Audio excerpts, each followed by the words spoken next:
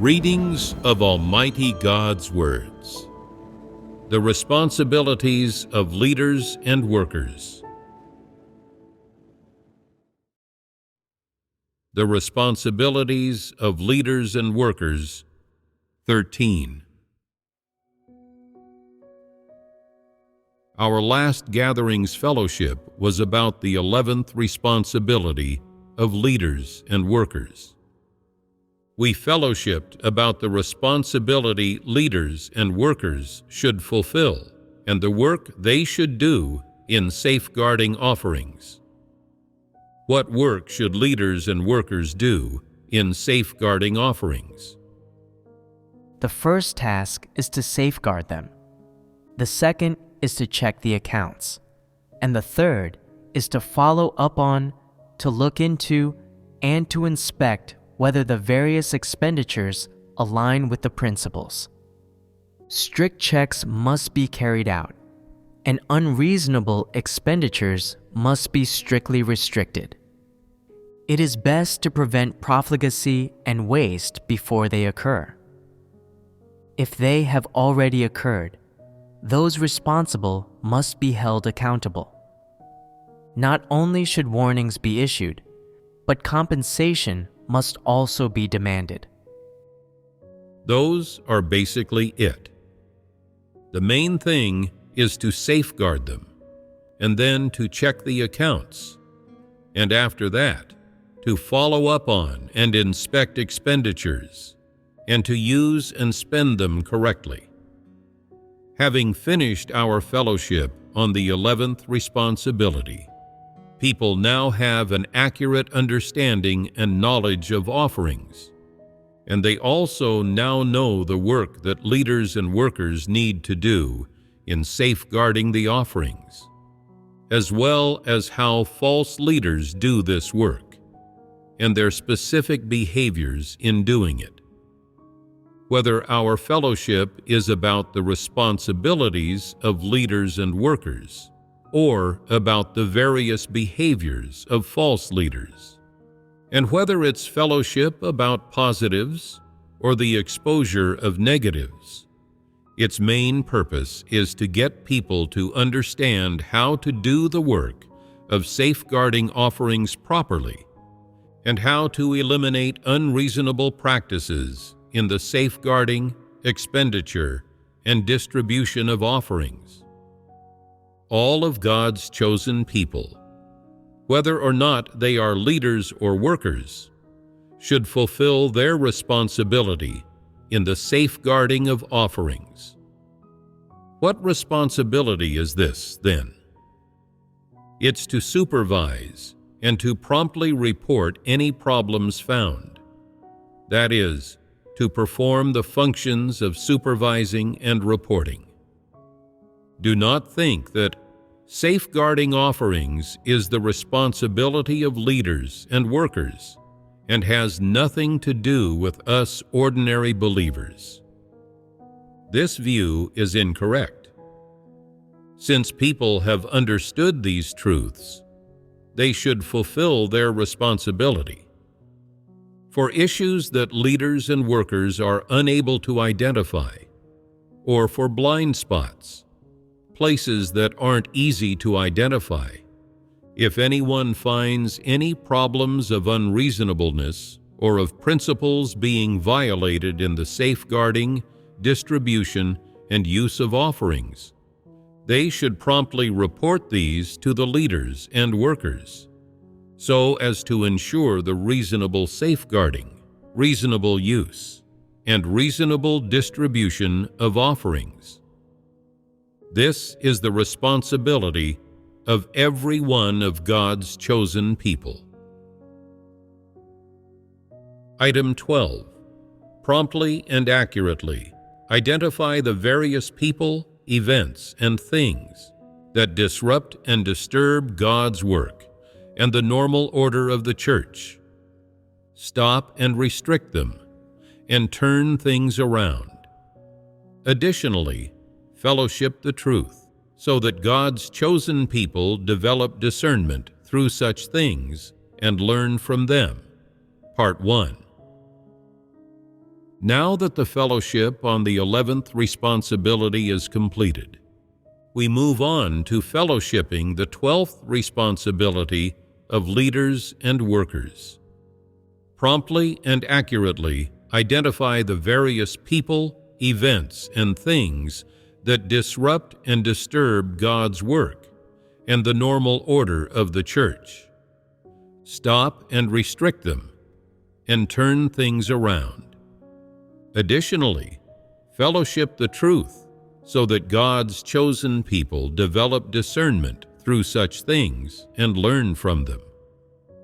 What is the primary content of this responsibility?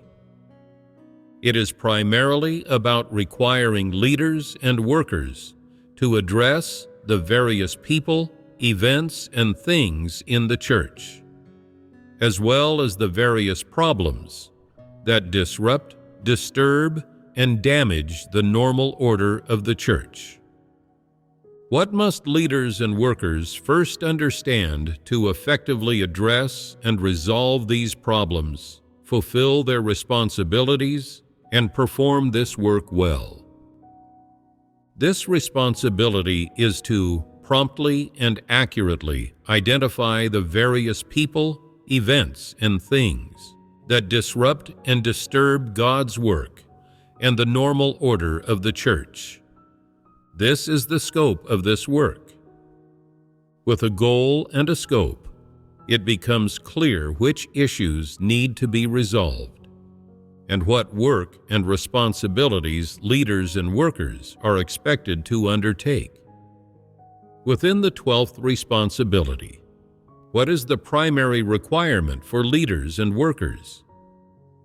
It is to stop and restrict the various people, events, and things that cause disruptions and disturbances, and turn things around, while also fellowshipping the truth so that God's chosen people can develop discernment through such things and learn from them. What preconditions must be met in order to do this? If you see various people, events, and things that disrupt, disturb, and damage the normal order of the church, yet think these are not problems, then there's trouble. This indicates that you cannot see through to the essence of the problem. That is, not understanding the harm that disrupting and disturbing church life can bring to the church's work, and the consequences and impacts it may have on the life entry of God's chosen people. Can such leaders and workers still do church work well? Can they resolve problems and turn things around? What then is the key point to be fellowshipped here? It is that only by first understanding the truth principles can leaders and workers see through to the essence of various issues and effectively solve various actual problems. To do church work well, leaders and workers first need to know what problems commonly arise in church work.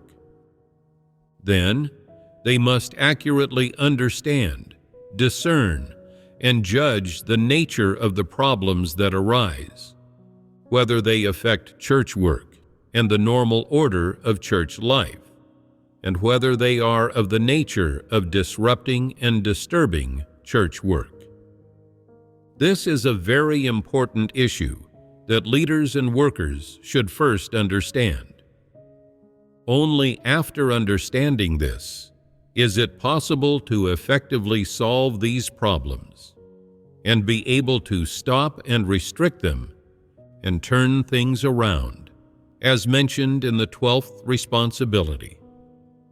In summary, before solving a problem, you first need to understand where the problem lies, what the states and situations involved are, the nature of the problem, how severe it is, how to dissect and discern it, and how to practice accurately. This is what leaders and workers need to first understand.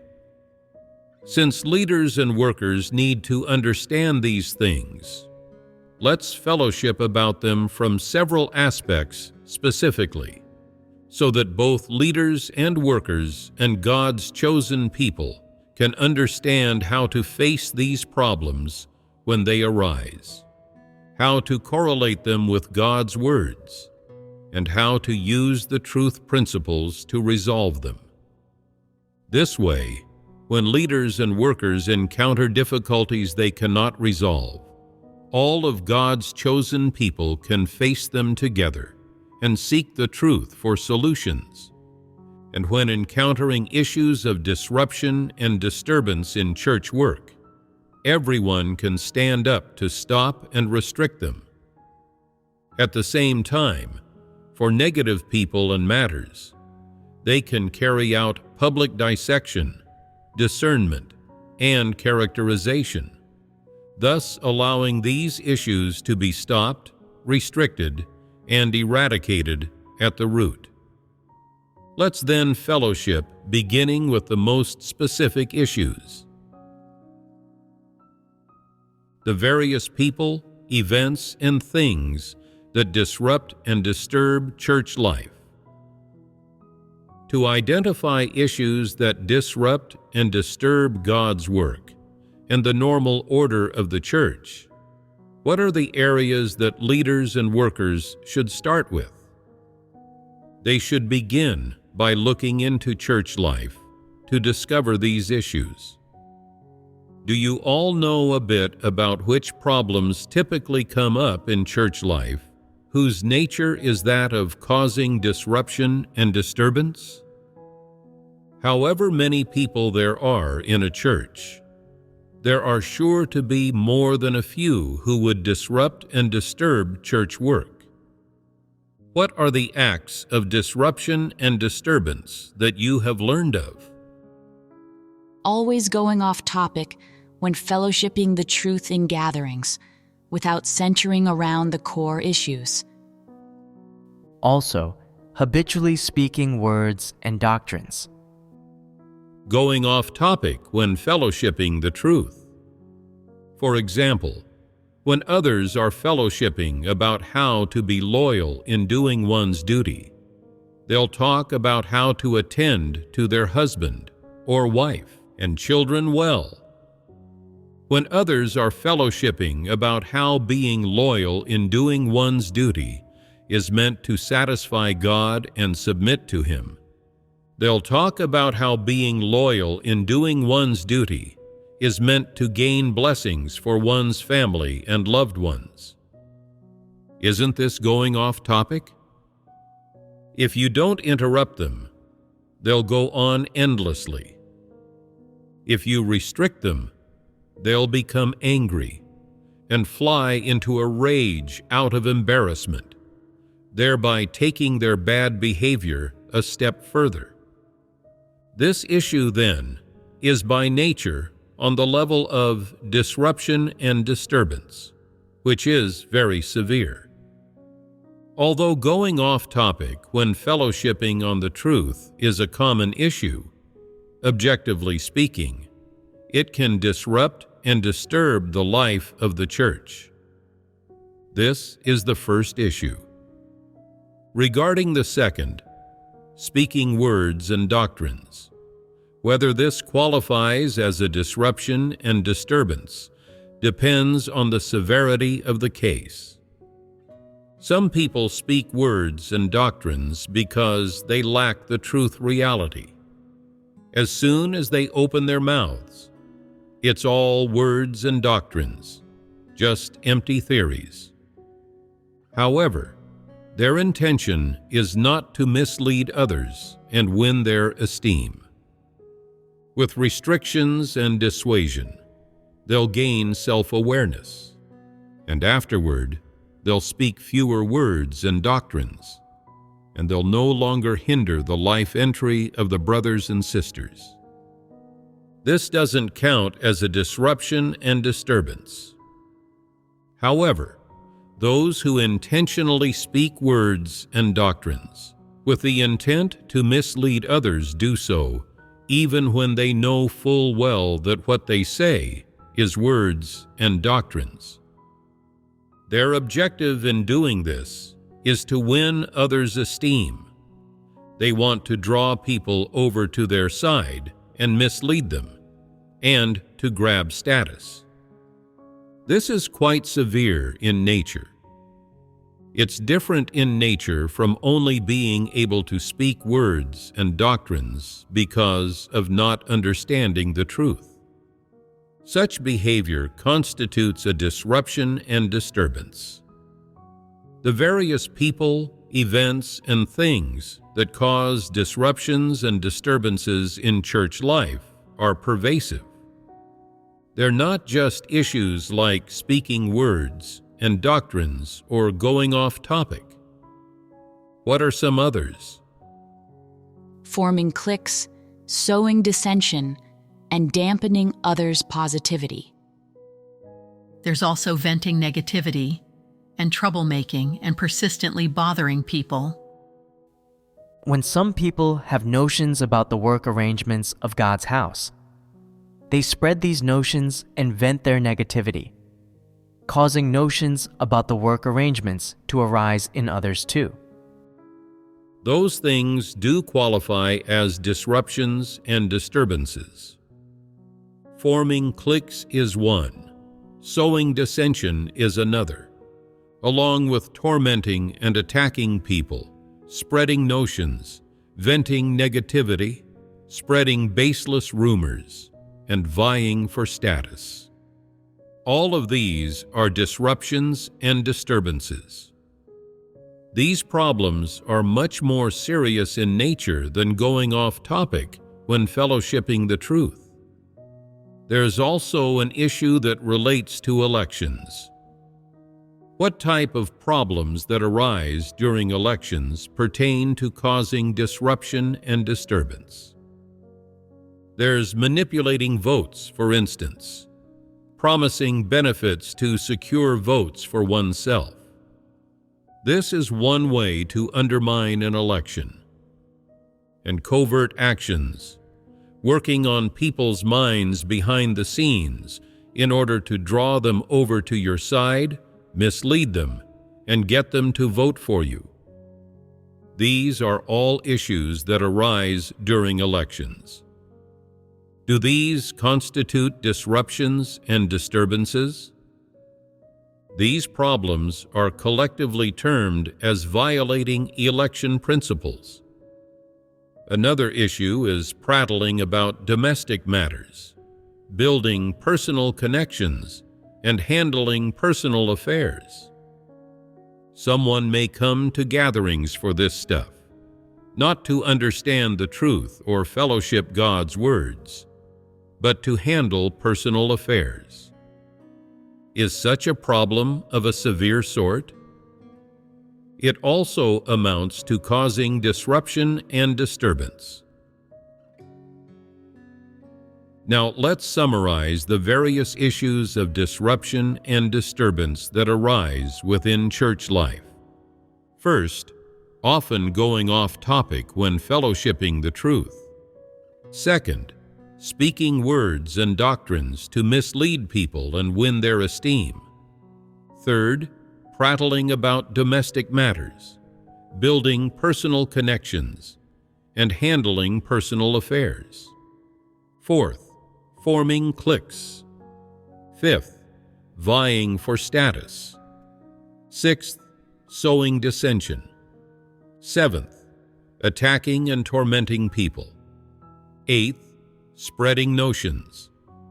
Ninth, venting negativity. 10th, spreading baseless rumors.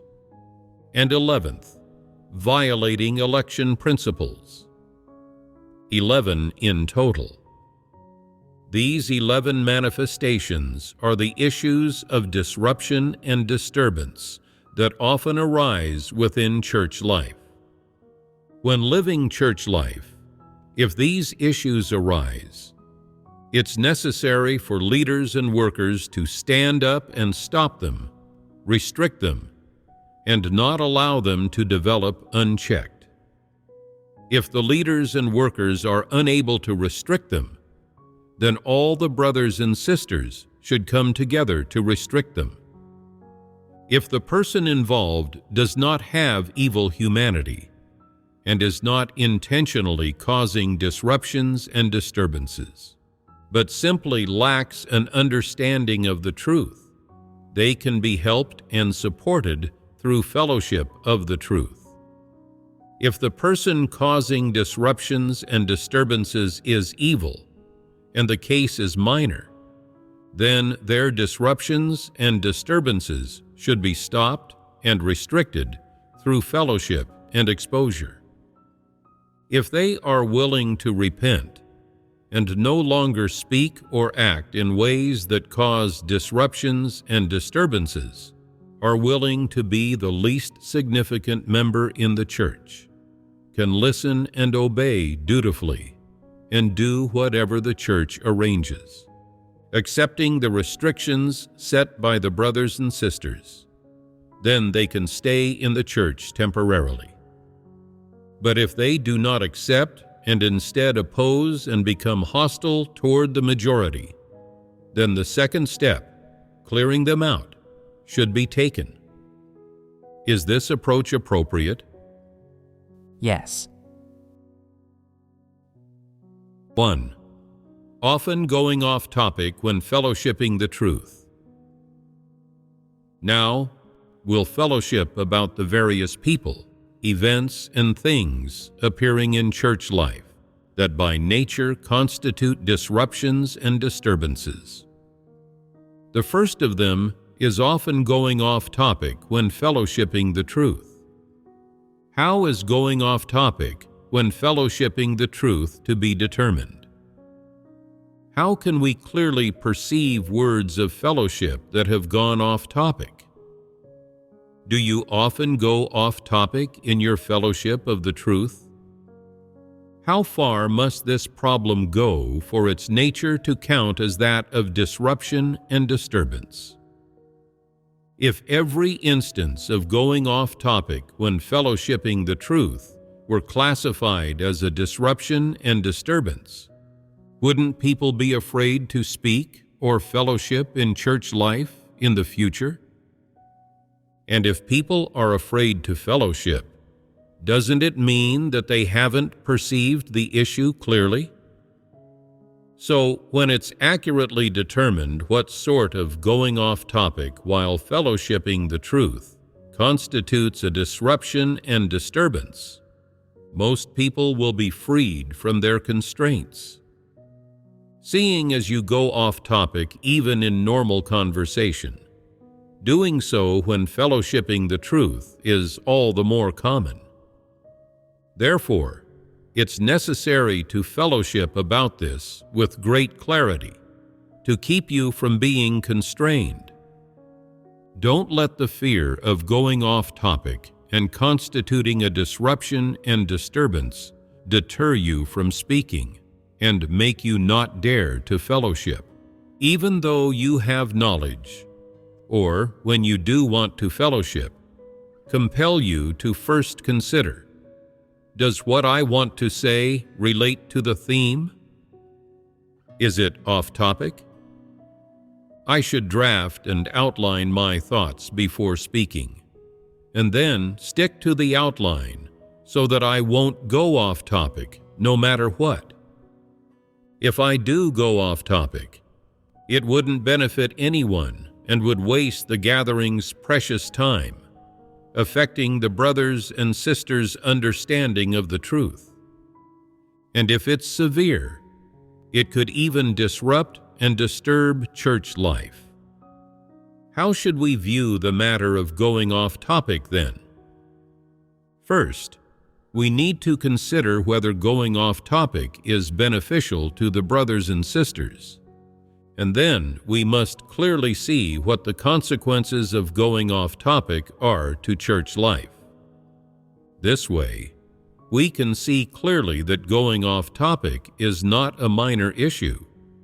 In serious cases, it can even constitute a disruption and disturbance to church life and the church's work. Say that on some topic, you look for a passage of God's words to fellowship your knowledge and comprehension. Or suppose that on some topic, you fellowship about the knowledge you've gained, the truths you've understood, and intentions of God you've understood from something you experienced. Or say that your fellowship on a certain topic is a bit long-winded, and you don't express yourself so clearly about it, repeating yourself several times over. In these situations, are you going off topic? None of these count as going off topic. What is it to go off topic then? Going off topic is when what you say has little or no relation to the topic of fellowship, when it's just rambling about external matters and isn't edifying to people at all. That is completely going off topic. Now, let's discuss what it is to cause disruption and disturbance. In the case of going off topic when fellowshipping the truth, what kinds of words and behaviors constitute disruptions and disturbances? What is the essence of the problem here? How does going off topic constitute by nature a disruption and disturbance? Isn't this worth fellowshipping about? Once it's been fellowshipped about, will you understand what going off topic means? You give your answers to the question then. When someone's fellowship is about topics that have nothing to do with the truth, idle chatter and talking about domestic affairs, for instance, and discussing things involving social trends that disturb people's hearts, preventing them from being quiet before God and contemplating His words. That fellowship has gone off topic. How many main points does that speak to? One is that the topics are unrelated to the truth. This is a very important point, being unrelated to the truth. One point is idle chatter and prattling about domestic matters. Another is speaking of traditional culture, of human moral thinking, and of things people consider to be noble as if they were the truth. This is a problem of distorted comprehension. All these things are unrelated to the truth. For instance, God's words say, young people should not be without aspirations. Someone fellowships. Since ancient times, heroes have emerged during their youth, or ambition is not confined by age. Or when you talk about how to fear God, they fellowship. There is a God 3 feet above you.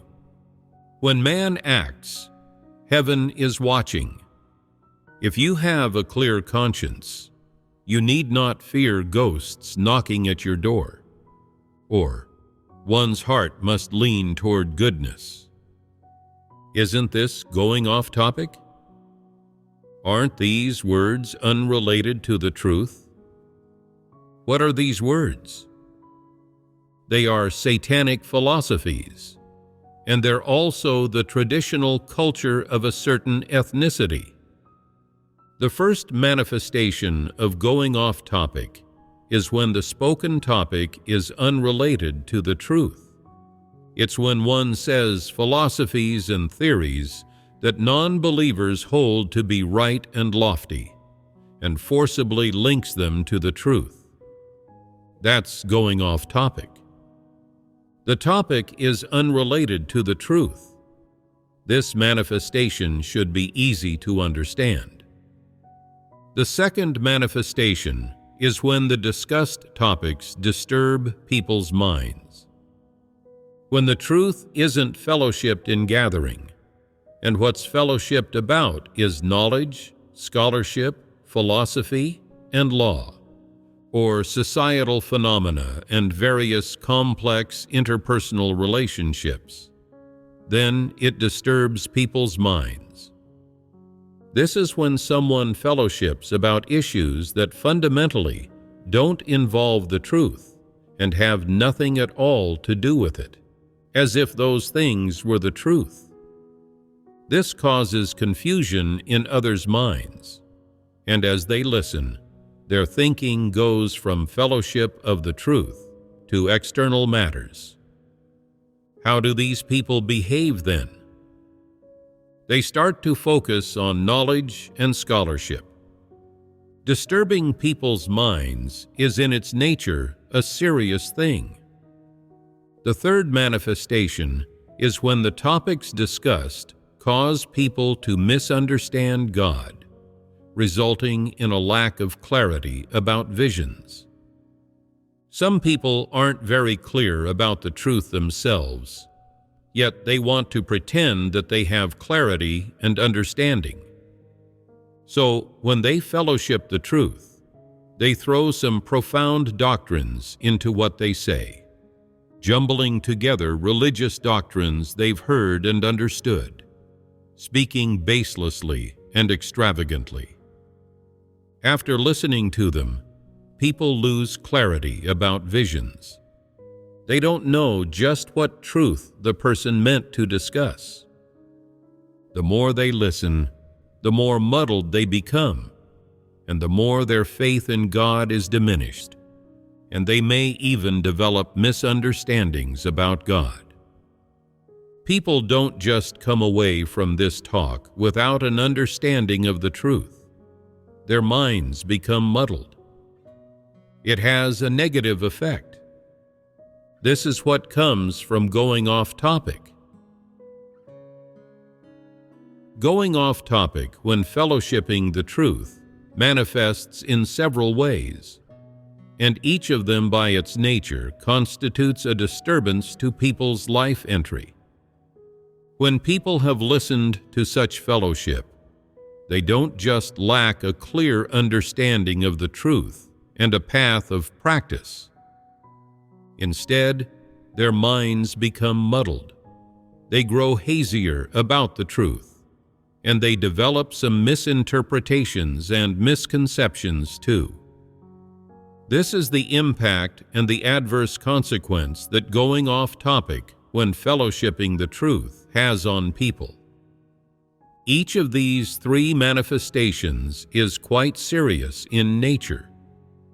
For example, the first one is the spoken topic is unrelated to the truth, saying things that seem right but aren't, and bringing satanic things, such as human knowledge, philosophy, theories, traditional culture, and the famous sayings of renowned figures, into the church to preach and analyze, using a chance to fellowship the truth to mislead people, constitutes a disturbance to them. This is very serious in nature.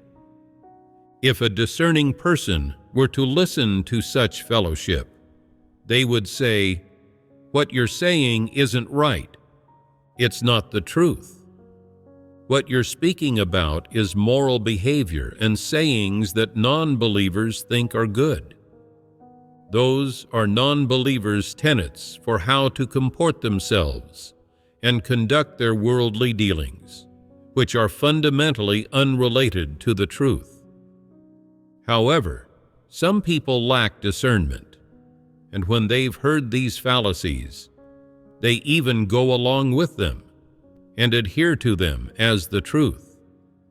If leaders and workers do not put a stop to this and restrict it at such times, if they don't fellowship about it and dissect it so that people gain discernment, then some of God's chosen people could be misled. What are the consequences of being misled? They'll believe that the preachings of famous non-believers that people think are correct, good, and profound, such as folk proverbs and famous people's maxims and theories of living as a person, are all correct, and that they're the truth, just as God's words are. Haven't they been misled?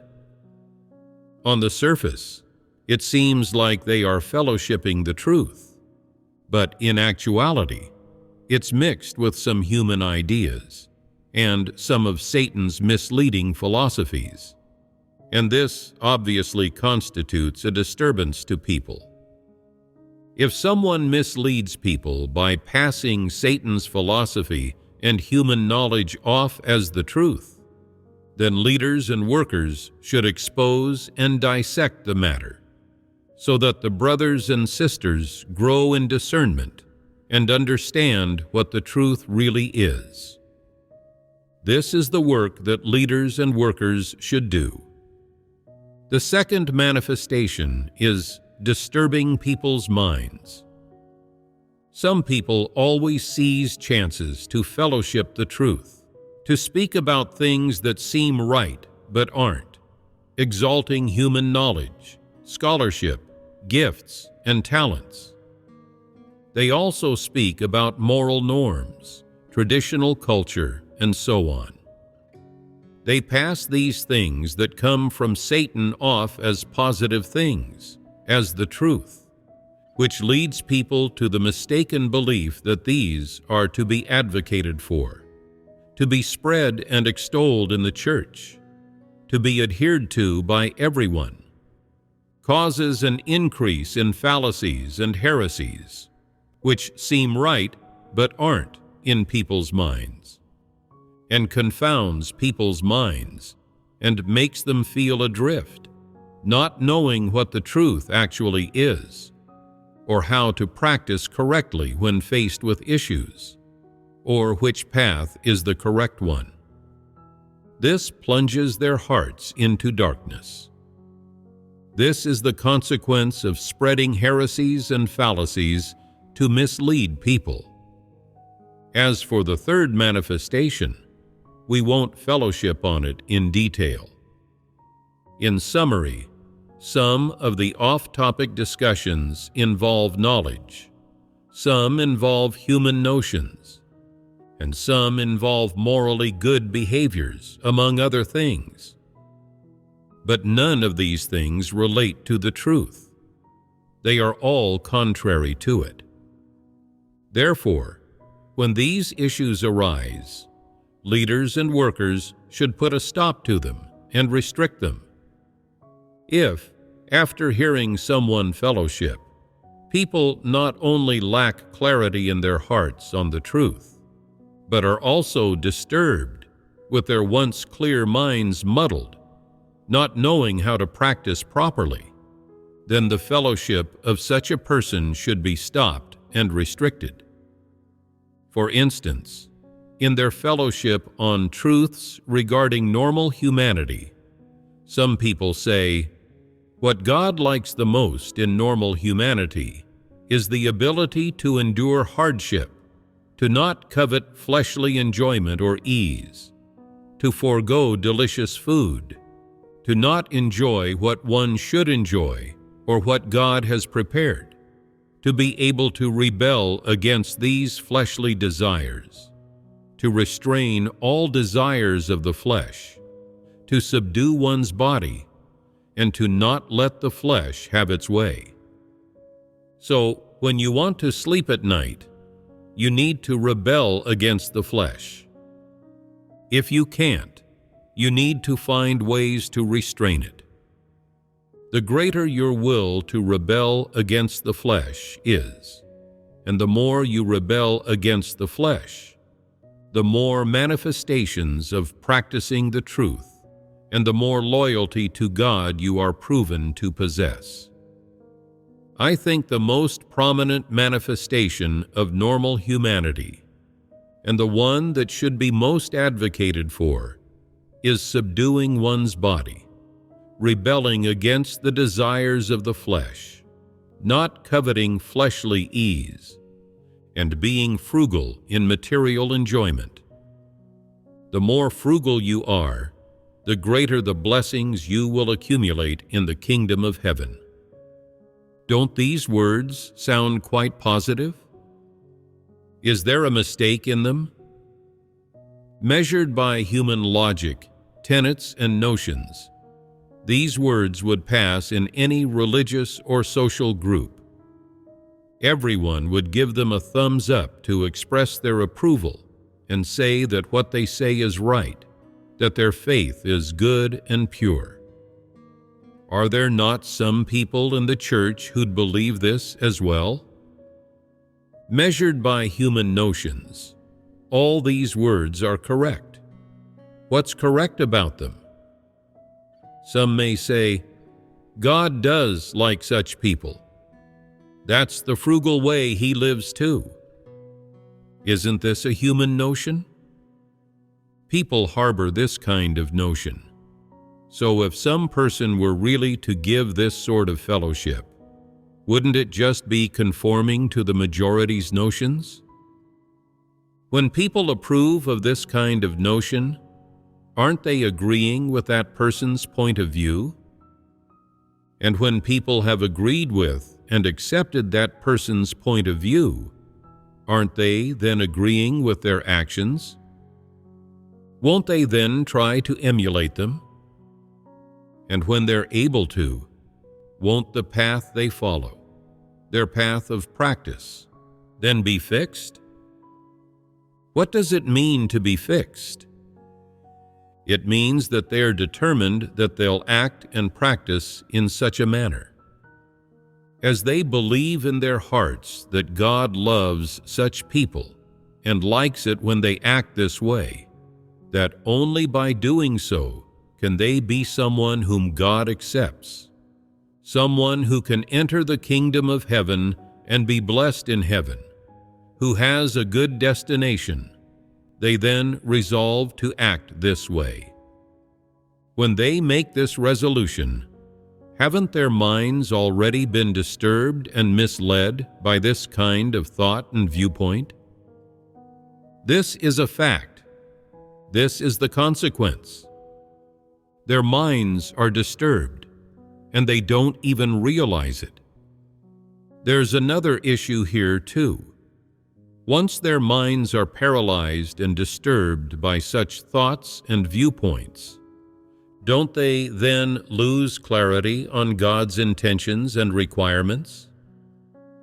Don't they then develop misunderstandings about God and become distant from Him? Doesn't this indicate that they're unclear about visions? Think about it carefully. When you are misguided by some thought or viewpoint that people see as right but is mistaken, isn't your mind then disturbed? Can the visions in your heart still be clear then? No. So, is your knowledge of God accurate, or is it a misunderstanding? Clearly, it is a misunderstanding. So, is what you understand and what you believe to be right actually the truth? No, it isn't.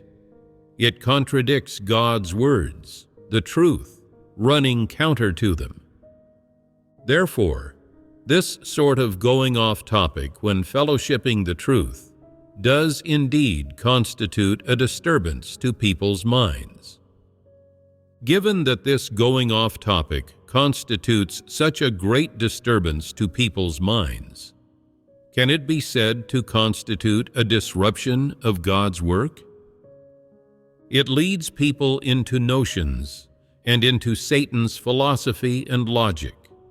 So doesn't it pull people away from God's presence? When people misunderstand God, when they don't understand His intentions and can't practice according to His intentions and requirements, but practice instead according to Satan's logic and human notions, are they then closer to God or further from Him? They're further from Him.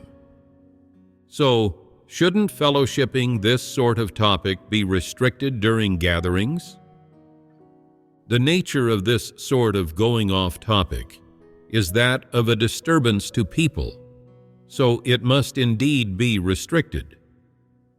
If it's not made to stop and restricted, there will be a number of muddled people who are of poor caliber and numb.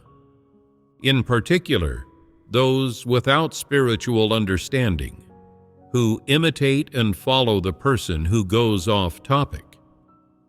This is when leaders and workers should promptly stand up to stop it. They must not allow that person to continue to go off topic. They must not allow the topic of their fellowship to mislead more people and disturb more people's minds. This is a responsibility leaders and workers should fulfill, a function they should serve.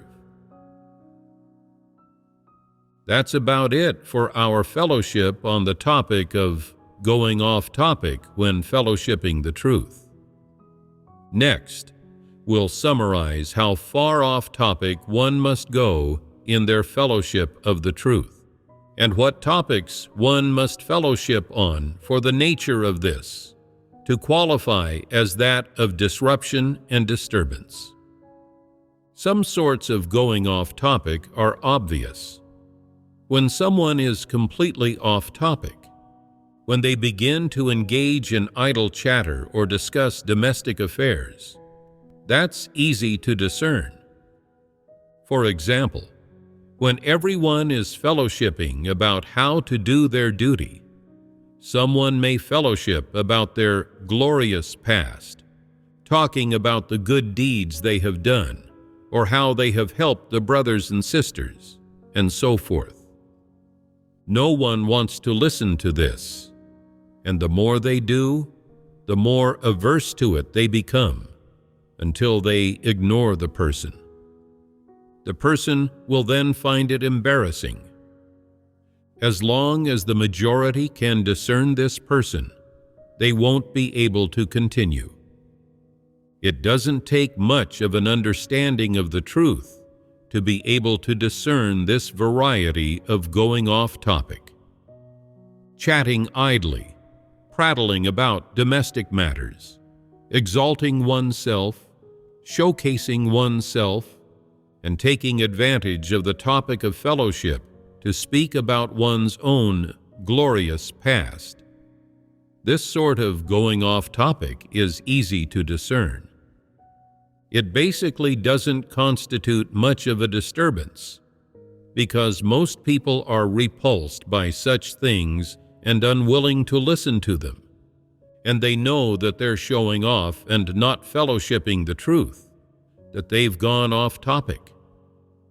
The group might try not to embarrass them right when they start speaking, but as they go on longer, people become repulsed and unwilling to listen further, and feel that it would be better to read God's words on their own instead. If the person continued, they would stand up and leave. When the person sees that things have taken a turn and that they're embarrassing themselves, they won't go on speaking.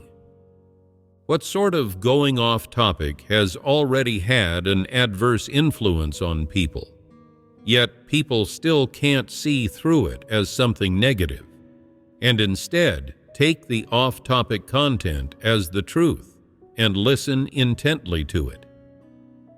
This sort of going off topic can constitute a disturbance to people, and one should be discerning of such cases.